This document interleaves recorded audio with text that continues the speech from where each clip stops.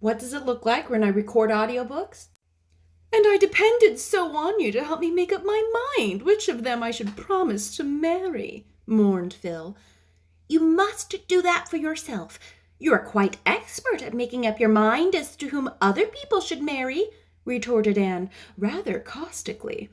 Oh, that's a very different thing, said Phil, truly. A very tall, thin woman opened the door. Yes, the Shirleys lived here 20 years ago, she said, in answer to Anne's question. They had it rented. I remember them. They both died of fever at once. It was terrible sad. They left a baby. I guess it's dead long ago. It was a sickly thing. Old Thomas and his wife took it, as if they hadn't enough on their own. It didn't die, said Anne, smiling. I was that baby. You don't say so.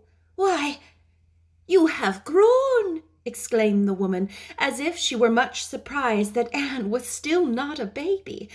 Come to look at you, I see the resemblance. You're complected like your pa. He had red hair, but you favour your ma in your eyes and mouth.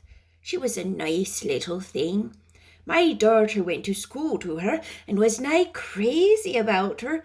They was buried in the one grave, and the school board put up a tombstone to them as a reward for faithful service. Will you come in? Anne Shirley! Exclaimed Marilla. For once in her life she was surprised out of her reserve. She caught her girl in her arms and crushed her and her flowers against her heart, kissing the bright hair and sweet face warmly. I never looked for you till tomorrow night. How did you get from Carmody?